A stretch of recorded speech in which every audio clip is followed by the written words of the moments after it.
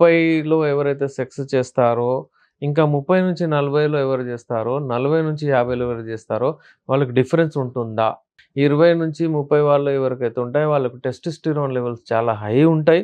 దాని వలన వాళ్ళకు మూడ్ స్వింగ్స్, వాళ్ళ ఫిజికల్ హెల్త్ గూడా మంచిగుంటది. వాళ్ళు చేస్తారు. వాళ్ళు సెక్స్‌లో పార్టిసిపేట్ డైలీ గూడా జేస్తారు. పెళ్ళైన తర్వాత వాళ్ళు ఎక్కువ సేపు గూడా జేస్తారు.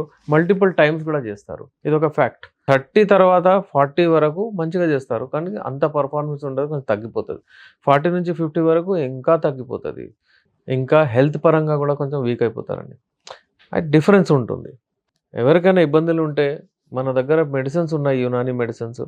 మంచిగా పెర్ఫార్మ్ చేసేటట్టు, హార్మోన్స్ మంచిగా అయ్యేటట్టు, సైజ్ మంచిగా గట్టిగా అయ్యేటట్టు, లాంగ్ అయ్యేటట్టు మన దగ్గర యునాని మెడిసిన్స్ ఉన్నాయి. హల్వా రూపంలో, క్యాప్సూల్ రూపంలో, టాబ్లెట్ రూపంలో, తైలం రూపంలో చాలా మెడిసిన్స్ ఉన్నాయి.